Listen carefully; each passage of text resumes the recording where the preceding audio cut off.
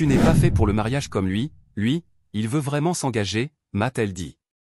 Alors j'ai rendu la bague et j'ai déménagé sans dire un mot. Aujourd'hui, il s'est servi d'elle pour obtenir une promotion, puis la larguer et virer. Et maintenant, elle me regarde construire la vie qu'elle pensait mériter. Salut à tous, lecteurs de l'ombre depuis longtemps, c'est la première fois que je poste ici. Cette histoire s'est passée il y a environ 3 ans, mais je suis enfin prêt à la partager, parce que mon meilleur ami n'arrête pas de me dire qu'elle est trop bonne pour ne pas la raconter. Accrochez-vous, parce que ça va devenir fou, et je vous promets que la fin est l'une des plus satisfaisantes que vous aurez jamais lues. D'abord, un peu de contexte, parce que ça compte.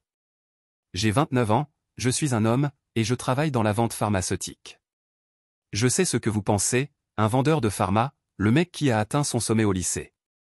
Mais écoutez-moi. J'ai grandi dans une famille de classe moyenne dans le Michigan. Mon père possédait une petite entreprise de construction qui employait environ 15 ouvriers. Ma mère était professeure de mathématiques dans un lycée. Ils m'ont appris à travailler dur, économiser, respecter les autres et ne jamais dépenser l'argent que l'on n'a pas. Je suis le genre de type qui vient t'aider à déménager sans rien demander en retour, qui arrive à l'heure promise et qui lit réellement le manuel d'instruction avant de monter un meuble. J'ai commencé comme représentant commercial dans une entreprise pharmaceutique de taille moyenne juste après l'université, avec un salaire de base d'environ 65 000 $ plus des commissions, ce qui me faisait généralement grimper à environ 85 000 par an. Pas mal pour un gars tout juste diplômé avec un diplôme en commerce et zéro contact dans l'industrie. J'ai dû me battre pour chaque vente, apprendre mes produits sur le bout des doigts, créer des relations solides avec les médecins et les responsables de cabinet, et prouver que je méritais des territoires plus intéressants. Mais j'étais dévoué et cela se reflétait dans mes chiffres. J'avais mon propre appartement, une chambre dans un quartier correct, rien de luxueux mais propre, sûr et bien entretenu. Je conduisais une Toyota Camry argentée de 2018 que j'avais achetée d'occasion certifiée avec de l'argent liquide, parce que je déteste les crédits auto. Elle consommait peu, n'était jamais tombée en panne et m'allait parfaitement. J'avais réussi à épargner environ 35 000 $ en gérant mon budget intelligemment. Je préparais mes repas le dimanche après-midi, j'achetais des marques génériques quand la qualité était équivalente, j'utilisais des coupons sans aucune honte et je lisais vraiment les articles de conseils financiers au lieu de juste les faire défiler sur les réseaux sociaux. Mon appartement était décoré simplement mais avec goût. J'avais acheté la plupart de mes meubles chez IKEA, et quelques pièces dans des ventes aux enchères privées. J'avais une télé correcte trouvée lors du Black Friday, un canapé confortable et une petite table à manger où je prenais mes repas. Les murs étaient décorés de quelques posters encadrés et de photos avec des amis et ma famille. Ce n'était pas digne d'un magazine mais c'était propre, organisé et ça ressemblait à un vrai chez moi. Je sortais avec une fille nommée Stéphanie depuis environ 2 ans et demi quand tout est parti en vrille.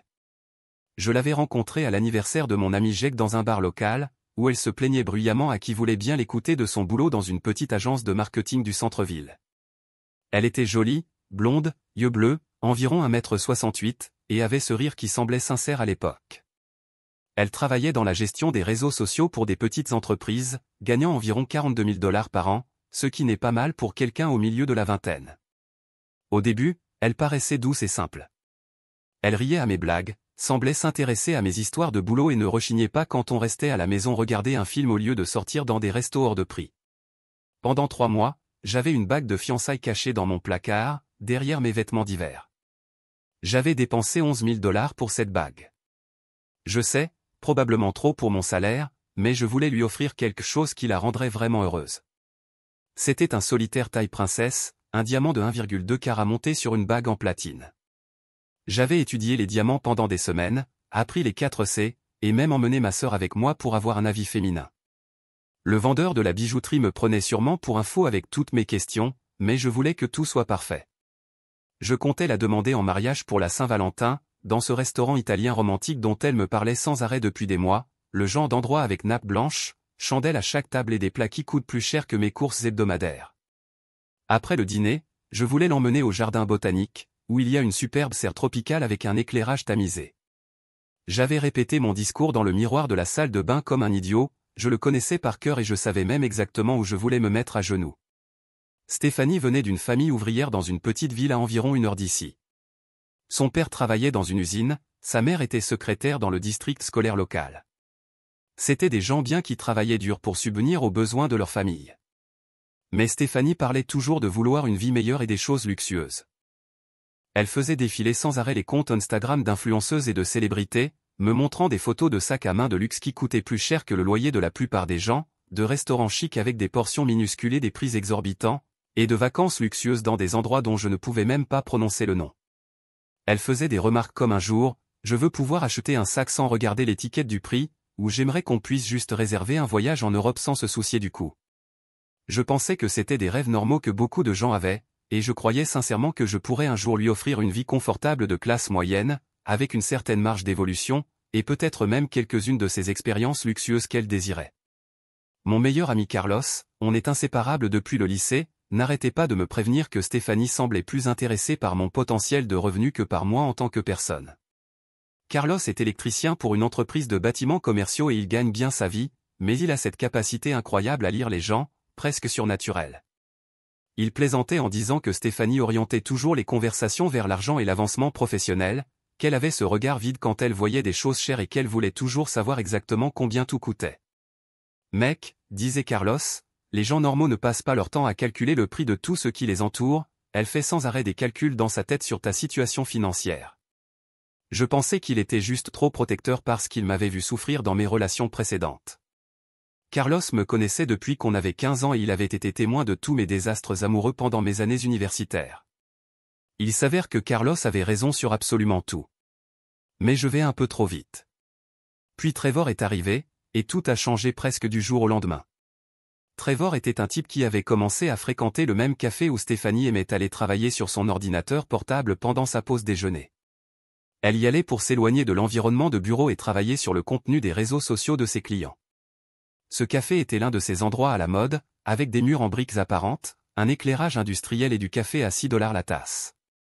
Trevor avait 33 ans, mesurait environ 1,85 m et était toujours impeccablement coiffé, comme s'il sortait d'un magazine masculin. Il conduisait ce qui semblait être une BMW hors de prix, que j'ai appris plus tard être au mieux une série 3 qu'il pouvait à peine se permettre. Il était toujours habillé avec des vêtements de créateur, au logo bien visible, vous voyez le genre, chaque pièce qu'il portait était conçue pour crier combien il était soi-disant riche. Ce gars était un appât Instagram ambulant, taillé pour attirer les personnes matérialistes. Trevor prétendait diriger une sorte de société de conseil, aidant les restaurants et petites entreprises à optimiser leur présence sur les réseaux sociaux et leur image de marque. Avec du recul, ça aurait dû être le premier signal d'alerte. Il restait très vague sur ce qu'il faisait réellement au quotidien, et quand on lui demandait des précisions, il utilisait un tas de mots à la mode comme solution synergétique ou changement de paradigme, sans jamais rien dire de concret. Mais Stéphanie a été immédiatement fascinée par sa présentation entière. La première fois qu'elle l'a mentionné, on était assis sur mon canapé à regarder Netflix, je crois que c'était une comédie romantique qu'elle avait choisie, et tout à coup elle a dit « Oh, j'ai rencontré un type vraiment intéressant, Trevor, au café aujourd'hui.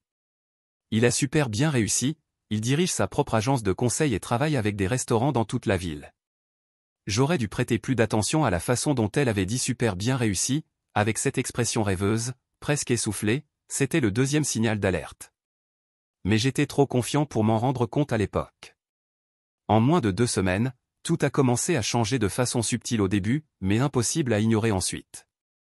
Stéphanie a commencé à aller à ce café tous les jours pendant sa pause déjeuner, toujours habillée comme pour un entretien d'embauche au lieu d'aller chercher un sandwich.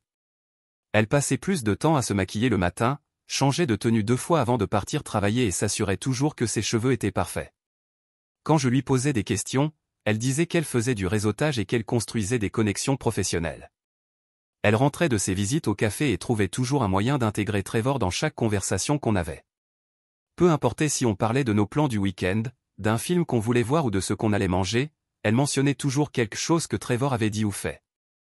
Trevor dit que les entrepreneurs à succès se lèvent à 5 h du matin tous les jours pour avoir une longueur d'avance sur la concurrence avant même que les autres aient commencé à réfléchir au travail. Trevor pense que les gens qui n'investissent pas dans leur apparence personnelle ne se prennent pas au sérieux dans les affaires. Trevor conduit une BMW M5, il dit que les voitures fiables sont pour les gens qui ne comprennent pas que l'image est tout dans le monde des affaires, et qu'il faut dépenser de l'argent pour en gagner.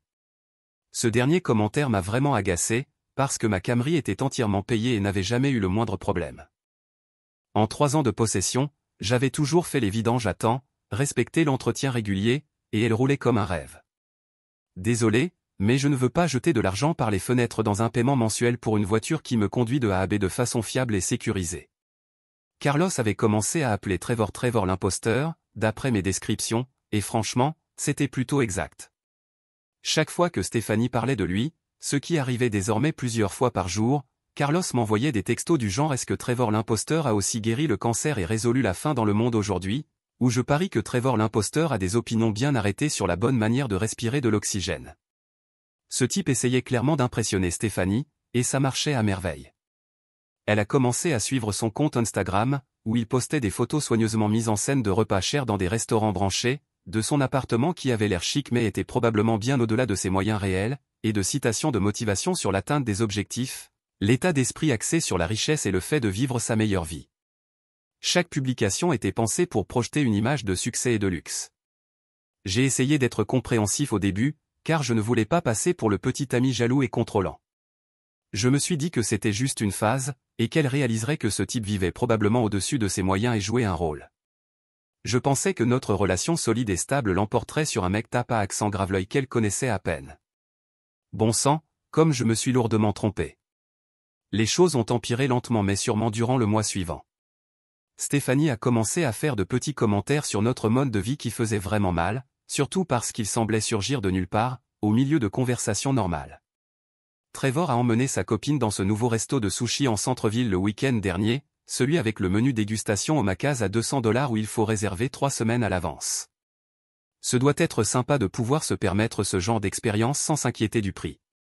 Je gagnais bien ma vie pour un gars de mon âge, mais je n'étais pas prêt à dépenser $400 pour un dîner à deux quand on pouvait manger des sushis tout aussi délicieux pour $80 dans notre resto habituel.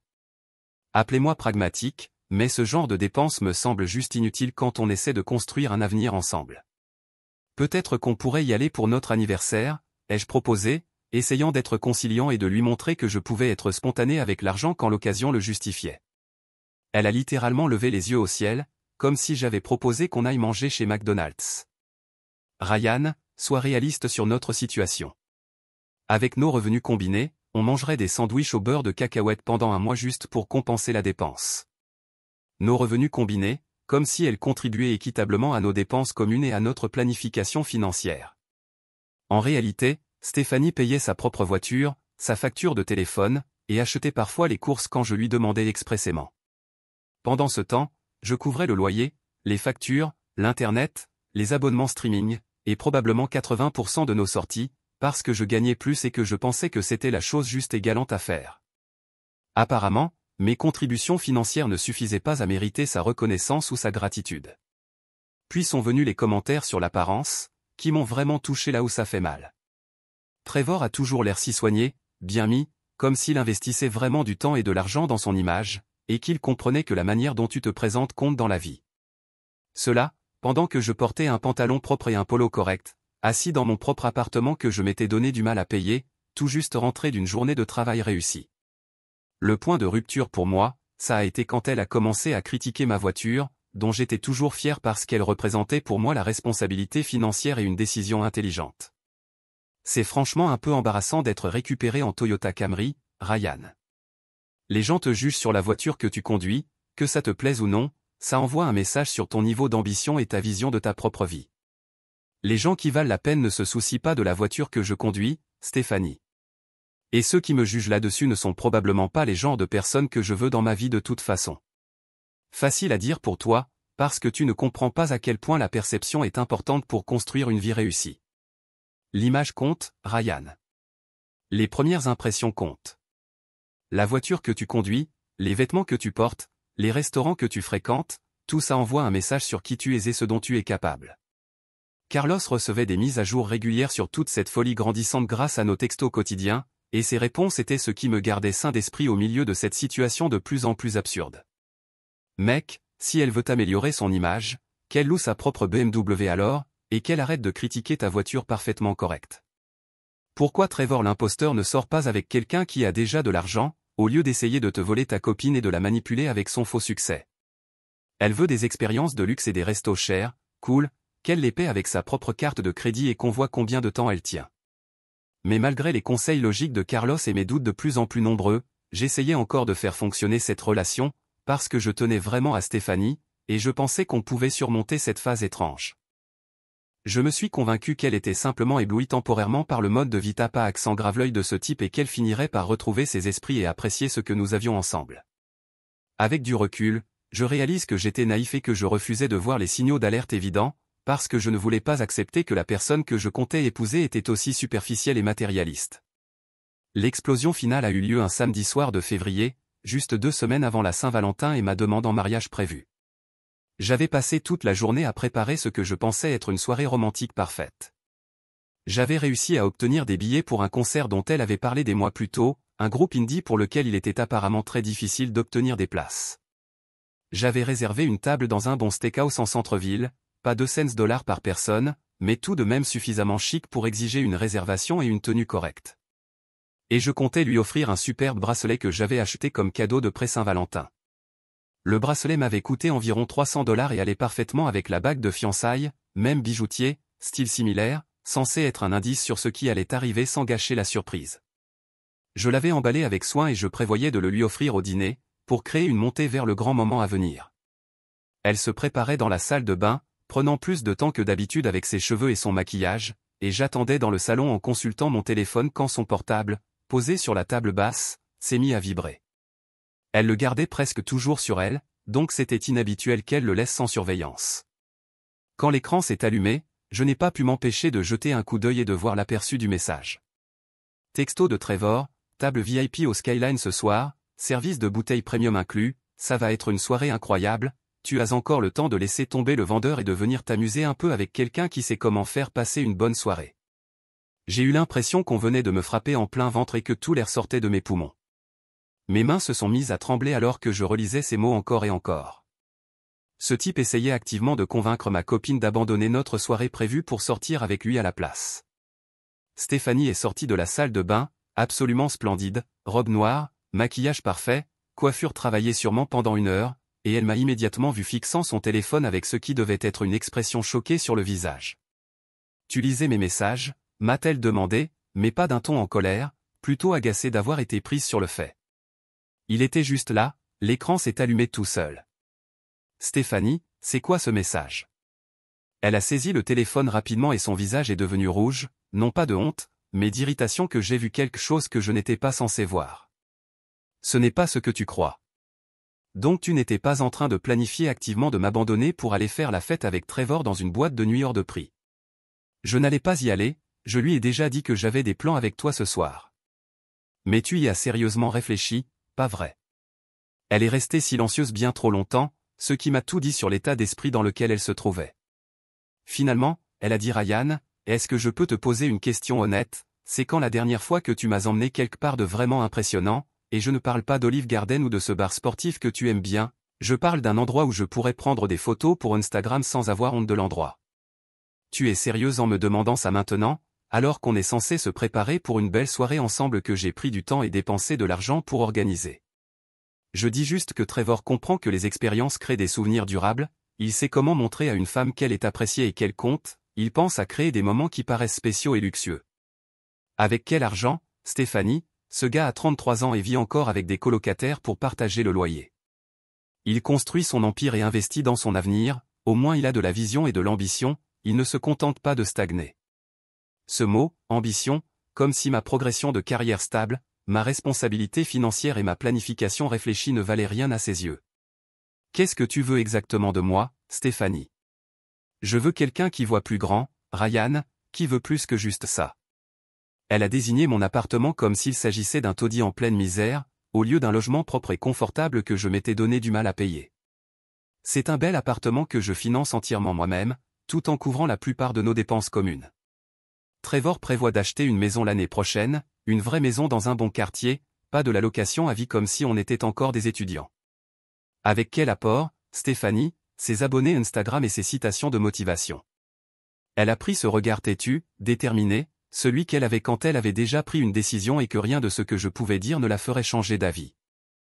Peut-être que je devrais sortir avec Trevor ce soir à la place, peut-être que j'ai besoin de voir ce que je rate vraiment en restant dans cette relation. La boîte contenant la bague, cachée dans le placard de ma chambre, me semblait me narguer depuis 2 pièces plus loin. Tous ces mois de planification, d'économie et de rêve sur notre avenir commun, et elle était prête à tout jeter pour une seule soirée avec un type qu'elle connaissait à peine. Stéphanie, si tu franchis cette porte pour aller avec lui au lieu de rester ici avec moi, ne te donne même pas la peine de revenir, je suis sérieux. Très bien, a-t-elle dit en attrapant son sac et sa veste sans aucune hésitation, peut-être qu'il est temps que je sorte avec quelqu'un qui est vraiment à mon niveau, et qui peut m'offrir le genre de vie que je mérite. Et elle est partie, elle a vraiment quitté mon appartement pour aller avec un autre homme au lieu de rester pour la soirée romantique que j'avais prévue. Je suis resté assis sur mon canapé, choqué, pendant environ 10 minutes avant que la réalité de ce qui venait de se passer ne me frappe réellement. J'ai immédiatement appelé Carlos. Mec, elle a choisi Trevor, elle m'a littéralement laissé là pour aller le rejoindre. J'arrive tout de suite, commande une pizza et on va régler une bonne fois pour toute cette situation toxique. Carlos est arrivé à mon appartement 20 minutes plus tard avec un plan à la fois brillant et impitoyable. Frère, écoute-moi bien, tu vas disparaître de sa vie comme de la fumée, sans explication, sans seconde chance, sans discussion de clôture, sans confrontation dramatique, juste complètement absent. Je ne peux pas juste disparaître, on a un bail ensemble, des dépenses communes. Ton bail est à ton nom uniquement, non? Toutes les factures, l'internet, tout? Il avait complètement raison. Stéphanie s'était progressivement installée chez moi au fil des mois, mais légalement et financièrement, tout était à mon nom seul. Elle n'avait jamais contribué au dépôt de garantie, n'était sur aucun document, et n'avait aucun droit légal sur l'appartement. Emballe toutes ses affaires ce week-end, dépose-les chez sa sœur, change les serrures lundi matin, bloque son numéro complètement. Elle a fait son choix, maintenant elle doit vivre avec les conséquences. J'ai passé tout le week-end à emballer méthodiquement les affaires de Stéphanie, et toutes les bricoles qu'elle avait laissées un peu partout dans mon appartement au fil des mois. Carlos m'a aidé et m'a empêché de trop m'attarder sur l'aspect émotionnel de la situation grâce à ses commentaires qui rendaient tout ça moins accablant. Mec, elle a genre 30 vernis à ongles différents, c'est plus de vernis que je n'ai d'outils électriques, et je suis électricien professionnel. Regarde-moi cette absurdité, un fer à friser à $150 qu'elle a utilisé peut-être 2 fois depuis qu'elle l'a acheté. Voilà à quoi on a affaire. Oh, et puis non, elle ne garde pas ton mot de passe Netflix, ça, c'est du vol de relations de haut niveau. Dimanche soir, les affaires de Stéphanie étaient soigneusement emballées dans des cartons, et j'avais prévu de les déposer chez sa sœur lundi après le travail. J'ai aussi fait quelque chose que je repoussais depuis des mois parce que j'étais à l'aise dans mon poste actuel, j'ai postulé à un poste de représentant commercial senior dans une entreprise pharmaceutique bien plus grande, qui essayait de me recruter depuis plus d'1 an. Le nouveau poste offrait un meilleur secteur, avec des médecins à revenus plus élevés, une structure de commission plus compétitive et un salaire de base de $95 000, une augmentation significative par rapport à mon salaire actuel de $65 000. J'avais hésité à postuler parce que cela signifiait plus de déplacements et de longues heures, ce qui aurait voulu dire moins de temps passé avec Stéphanie. Ironique quand on y pense maintenant. Lundi matin, j'ai changé les serrures de mon appartement avant d'aller travailler. Lundi après-midi, j'ai déposé les cartons chez sa sœur, qui semblait sincèrement triste de la situation mais ne m'a pas posé beaucoup de questions. Lundi soir, Stéphanie a commencé à m'envoyer des messages, « Ryan, il faut vraiment qu'on parle, j'ai fait une énorme erreur hier soir », puis des appels répétés, puis elle s'est pointée devant mon immeuble mardi soir, sans pouvoir entrer à cause des nouvelles serrures. J'ai envoyé exactement un message, « Tu as fait ton choix samedi soir, je respecte ce choix, je te demande de ne plus me contacter. » Puis j'ai bloqué son numéro sur tous les canaux. Carlos était sincèrement impressionné. C'est du comportement de pro, froid et net, je ne pensais pas que tu avais ça en toi, mec. 3 semaines plus tard, j'ai appris par la sœur de Stéphanie, avec qui je m'étais toujours bien entendu et qui semblait sincèrement désolée pour tout ça, que Stéphanie et Trevor étaient officiellement ensemble, et qu'elle postait déjà des photos de couple sur les réseaux sociaux. Tant mieux pour eux, j'imagine. J'ai eu le nouveau job et j'ai commencé 2 semaines plus tard. 8 mois plus tard, ma vie avait été complètement transformée d'une manière que je n'aurais jamais imaginée. Le nouveau poste m'a rapidement conduit à encore de meilleures opportunités. Je dépassais régulièrement mes objectifs de vente, j'ai bâti des relations solides avec des médecins à fort volume, et j'ai été promu directeur régional des ventes avec un salaire de base de $130 000, plus des commissions qui faisaient grimper mon revenu annuel total au-delà de $180 000.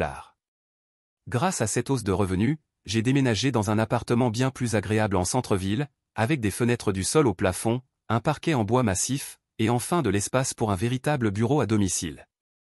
J'ai acheté une Audi A6 d'occasion certifiée, toujours pratique et fiable, mais clairement une amélioration significative qui semblait appropriée pour mon nouveau statut professionnel.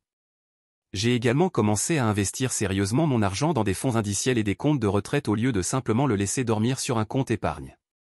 J'ai aussi rencontré quelqu'un de totalement différent de Stéphanie à tous les niveaux. Jessica était infirmière praticienne dans l'un des hôpitaux de mon secteur. Elle gagnait très bien sa vie elle-même, environ 95 000 $ par an, et insistait pour tout partager à parts égales, parce que c'est ce que représente un vrai partenariat entre deux adultes indépendants. La différence était absolument incroyable et m'a ouvert les yeux. Jessica était sincèrement enthousiaste à l'idée d'entendre parler de mes défis et de mes succès professionnels, posait des questions intelligentes sur la vente pharmaceutique et le système de santé, et ne s'est jamais plainte une seule fois de l'endroit où nous allions dîner, car elle était vraiment heureuse de passer du temps ensemble, peu importe le lieu ou le prix. Quand je lui ai parlé de ma Camry, elle a dit que c'était parfaitement raisonnable pour ta situation à l'époque. Quand je lui ai montré mon Audi, elle a dit que c'était une belle amélioration pratique qui correspondait à ton nouveau poste. Pendant ce temps, à travers les réseaux sociaux et les nouvelles transmises par la sœur de Stéphanie, j'ai commencé à entendre que tout n'allait pas si bien dans leur prétendu paradis. Il s'avère que l'entreprise de conseil de Trevor était en grande partie une illusion financière et du vent. Il gagnait probablement autour de 50 000 $ par an dans le meilleur des cas, avait des dettes de cartes de crédit importantes qu'il cachait, et la BMW a été reprise après 4 mois, quand il n'a plus pu en payer les mensualités. Stéphanie avait emménagé avec lui assez rapidement, et n'arrêtait pas de posters à propos de leur incroyable aventure ensemble et de la construction d'un empire, mais on sentait qu'elle surjouait pour se convaincre autant que pour convaincre les autres. Chaque publication parlait de se sentir béni, de vivre de manière authentique, et autres phrases creuses qu'on utilise quand la réalité ne colle pas à l'image qu'on veut donner en ligne. Carlos m'envoyait des captures d'écran de ses posts avec des commentaires du style traduction, « Je suis coincé avec un faux entrepreneur fauché mais ma fierté m'empêche d'admettre que je me suis complètement planté. » La vraie révélation est arrivée 10 mois après notre rupture. La sœur de Stéphanie m'a appelé à l'improviste un mardi soir, pendant que je préparais le dîner. « Ryan, je ne devrais probablement pas te dire ça, mais Stéphanie a de gros ennuis. » De quels ennuis parle-t-on? Des ennuis financiers, de gros ennuis financiers. Trevor utilise ses cartes de crédit pour financer ses soi-disant projets d'entreprise, et elle a maintenant environ 25 000 $ de dettes. Il l'a aussi convaincue de quitter son travail pour devenir sa partenaire professionnelle et l'aider à développer son cabinet de conseil. Maintenant, elle ne peut même plus faire les paiements minimums sur quoi que ce soit, et son score de crédit est complètement ruiné. J'ai ressenti de la compassion pendant exactement 2 secondes, puis je me suis rappelé la scène où elle sortait de mon appartement pour courir après l'argent et le statut d'un autre homme. C'est vraiment malheureux, mais ce n'est plus mon problème. Elle parle tout le temps de toi, veut savoir si tu vois quelqu'un, comment tu vas, si tu serais prêt à lui parler. Je suis fiancé, ai-je répondu, ce qui était totalement vrai. Jessica et moi nous étions fiancés le mois précédent, après 1 an de relation. 2 jours plus tard, j'ai reçu un texto d'un numéro inconnu. Ryan, c'est Stéphanie. J'ai entendu parler de tes fiançailles. Félicitations. Elle a beaucoup de chance. Est-ce qu'on pourrait parler un de ces jours? J'ai montré le message à Jessica ce soir-là. Ton ex, hein? Qui t'écrit juste après avoir appris tes fiançailles. Laisse-moi deviner, elle a besoin de quelque chose. Je n'ai pas répondu au message de Stéphanie, mais j'avais ce pressentiment que l'histoire n'était pas encore tout à fait terminée. 18 mois plus tard, je maîtrisais ma vie sur tous les plans. Mon succès commercial et mes compétences en leadership avaient attiré l'attention d'un chasseur de tête de l'industrie pharmaceutique, et j'avais été recruté pour lancer ma propre agence de vente indépendante, représentant plusieurs laboratoires pharmaceutiques. 6 mois après le lancement, j'avais 12 représentants commerciaux expérimentés travaillant sous ma direction, et je gagnais plus de 300 000 $ par an en revenus personnels. Jessica et moi avions acheté une magnifique maison de 4 chambres dans une banlieue chic, avec un garage pour 3 voitures, un sous-sol aménagé et un jardin paysager professionnellement entretenu. Je conduisais une nouvelle BMW série 5 et j'avais commencé à investir dans l'immobilier comme source de revenus supplémentaires. Nous planifions notre mariage pour le printemps suivant et étions sincèrement enthousiasmés par la vie que nous construisions ensemble. Puis mon téléphone a sonné un mardi soir, pendant que Jessica et moi dînions. Numéro inconnu, mais je reconnaissais l'indicatif comme étant local. Ryan, c'est Trevor. J'ai failli raccrocher immédiatement, mais la curiosité a été plus forte. Je devais savoir de quoi il s'agissait.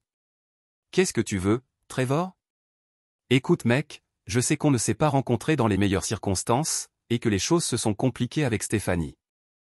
Mais je suis dans une situation financière vraiment difficile en ce moment, et elle m'a dit que tu travailles dans la vente pharmaceutique. J'ai une opportunité d'affaires qui pourrait être énorme pour nous deux. Je n'ai pas pu m'empêcher d'éclater de rire. Laisse-moi deviner, tu as besoin d'un investisseur. J'ai besoin de quelqu'un avec ton expérience et tes connexions dans le secteur pour m'aider à restructurer mon cabinet de conseil et l'emmener à un niveau supérieur. Ça va être révolutionnaire mec, un vrai changement de jeu pour l'industrie de la restauration. Où est Stéphanie en ce moment? Elle est juste là avec moi en fait. Elle espérait vraiment te parler aussi, si tu es d'accord bien sûr. Elle l'était? Passe-la moi. Ryan. La voix de Stéphanie était bien plus douce et éteinte que je ne l'avais jamais entendue auparavant. Salut. Bonjour Stéphanie. Nous, on est dans une situation financière vraiment grave en ce moment. L'entreprise de Trevor a des dettes en souffrance, et mon crédit est complètement ruiné. On va être expulsé de notre appartement la semaine prochaine. Ça a l'air d'être une situation difficile. J'espérais que, comme tu réussis si bien maintenant et tout, peut-être que tu pourrais nous aider. Juste un prêt temporaire jusqu'à ce qu'on se remette sur pied. On te remboursera entièrement, avec intérêt, dès que l'entreprise de Trevor se relancera. L'audace était absolument stupéfiante et presque impressionnante par son absence totale de lucidité. Tu veux que je vous aide financièrement? Je sais que les choses se sont très mal terminées entre nous, mais on a une histoire ensemble. Et j'ai entendu dire que tu es fiancé maintenant, donc il n'y a pas de malaise ou de complications, pas vrai? Tu es clairement passé à autre chose, je suis passé à autre chose. Mais peut-être que tu pourrais aider de vieux amis qui traversent une période difficile. Carlos était justement chez moi ce soir-là, m'aidant à installer de nouveaux appareils électroniques, et j'ai mis l'appel sur haut-parleur pour qu'il puisse assister à ce moment de karma absolument incroyable en temps réel. Stéphanie, laisse-moi être sûr de bien comprendre. Tu m'as quitté parce que je n'étais pas assez ambitieux pour toi. Tu m'as traité de petit joueur et tu as dit que Trevor était à ton niveau. Et maintenant, tu veux que je vous sauve financièrement, tous les deux? Ryan, s'il te plaît, on est vraiment désespérés et on n'a nulle part où aller. De combien d'argent parle-t-on? 40 000 $. Carlos faisait des grimaces silencieuses et des gestes de la main choqués, et j'ai dû me retenir pour ne pas éclater de rire. 40 000 $. On te remboursera avec intérêt. Trevor a un nouveau plan d'affaires qui va tout changer et nous rendre riches. Stéphanie, je vais être complètement honnête avec toi sur un point. Je pourrais écrire un chèque de 40 000 $ maintenant, et même ne pas remarquer qu'il manque à mon compte. Vraiment? Oh mon Dieu, Ryan, merci infiniment, tu n'imagines pas ce que ça représente. Mais je ne vais pas le faire. Pas du tout. Silence total à l'autre bout de la ligne. Tu veux savoir pourquoi? Parce qu'il y a 3 ans, j'étais prêt à dépenser 11 000 $ pour une bague de fiançailles pour toi. J'étais prêt à construire une vie avec toi, à soutenir tes rêves, à créer un avenir stable et sécurisé ensemble. Et tu as tout jeté parce que tu pensais que je n'étais pas assez bien pour toi. Ryan, s'il te plaît, écoute. Tu disais que je manquais d'ambition, que je voyais trop petit, que je n'étais pas à ton niveau et que je ne pouvais pas t'offrir la vie que tu méritais. Tu te souviens avoir dit ces mots exactement? J'avais tort sur tout. J'ai été stupide et superficiel. Et j'ai fait la plus grosse erreur de ma vie. Oui, tu avais tort. Mais pas sur mon manque de succès ou d'ambition. Tu avais tort sur ce à quoi ressemble réellement la réussite. Tu as choisi le fantasme plutôt que la réalité. Tu as choisi le gars avec une BMW en leasing plutôt que celui qui possédait sa voiture entièrement. Tu as choisi la dette déguisée en richesse plutôt que la vraie stabilité financière et la croissance. Trevor a repris l'appel à ce moment-là. Écoute mec, Stéphanie était jeune et elle a fait des erreurs. On fait tous des choses stupides quand on est jeune. Mais là, on a vraiment besoin d'aide, et tu es clairement dans une position pour nous la fournir. Trevor, tu veux savoir ce que j'ai fait juste après que vous vous soyez mis ensemble? Je me suis renseigné sur ton entreprise. Qu'est-ce que tu veux dire par là? Je veux dire que j'ai fait des recherches approfondies sur ton cabinet de conseil. Tu veux savoir ce que j'ai trouvé? Quoi? Absolument rien de légitime. Aucune entité commerciale enregistrée, aucune déclaration fiscale correcte, aucun client vérifiable, aucun flux de revenus réel. Tu n'es pas un consultant, Trevor.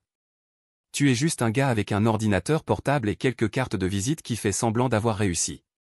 Et Stéphanie est tombée dans le panneau complètement, Parce qu'elle était tellement obsédée par les apparences et les symboles de statut qu'elle n'a pas su reconnaître la véritable valeur quand elle l'avait sous les yeux. Ryan, s'il te plaît. Stéphanie pleurait maintenant. Je sais que je t'ai blessé terriblement, mais on est sur le point de tout perdre. Notre appartement, notre voiture, tout ce pourquoi on a travaillé. Stéphanie, tu m'as dit que je n'étais pas à ton niveau. Il s'avère que tu avais totalement raison à propos de nos niveaux. Je n'étais juste pas à ton niveau du tout. J'étais bien au-dessus, en train de construire une vraie richesse et une vraie réussite. Pendant que tu poursuivais des fantasmes Instagram et des entrepreneurs de pacotille, tu ne vas donc pas nous aider du tout? Je vais vous aider en vous donnant le même conseil que je donnerais à n'importe qui dans votre situation. Déclarez faillite si nécessaire. Retournez vivre chez vos parents. Trouvez des emplois de niveau débutant dans des magasins ou des restaurants, et remontez l'échelle comme le font les adultes responsables quand ils prennent des décisions financières catastrophiquement mauvaises. Tu vas vraiment nous laisser tout perdre? Stéphanie, ce n'est pas moi qui ai maximisé tes cartes de crédit. Ce n'est pas moi qui t'ai convaincu de quitter ton emploi stable. Ce n'est pas moi qui ai choisi Trevor au lieu de la sécurité financière. Vous avez tous les deux pris ces décisions en tant qu'adultes indépendants.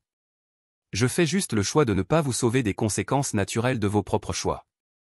J'ai raccroché et j'ai regardé Carlos, qui était littéralement en train de s'étouffer de rire. Mec, c'était le rejet professionnel le plus brutal que j'ai jamais vu de ma vie. Tu les as anéantis avec rien d'autre que de la logique pure et des faits. Je n'en ai pas encore fini avec cette situation. Voilà ce qu'il faut comprendre avec la vente pharmaceutique, on développe un vaste réseau professionnel dans plusieurs secteurs. Et mon réseau s'était énormément élargi au fil des années. Grâce à mes contacts d'affaires et mes connexions dans l'industrie, j'ai appris que Trevor dirigeait une petite opération frauduleuse, convainquant des restaurateurs locaux de lui verser d'importantes avances pour des services de réseaux sociaux et d'optimisation de marque qu'il ne fournissait jamais réellement. J'ai également appris qu'il devait de l'argent à plusieurs agences de recouvrement sérieuses et tout à fait légitimes. J'ai passé quelques appels stratégiques à mes contacts et partenaires. Rien d'illégal ni d'immoral, juste le partage d'informations accessibles au public sur une personne qui arnaquait systématiquement de petites entreprises locales. Trevor a été arrêté 3 semaines plus tard pour fraude électronique, vol de services et exploitation d'une entreprise non enregistrée. Stéphanie a dû retourner vivre chez ses parents, à 29 ans, avec un crédit totalement détruit, aucune expérience professionnelle récente, et aucune perspective d'emploi dans son domaine. J'ai appris, par différentes sources et connaissances communes, qu'elle avait tenté de recontacter plusieurs autres ex-petits amis pour demander de l'aide financière et du soutien.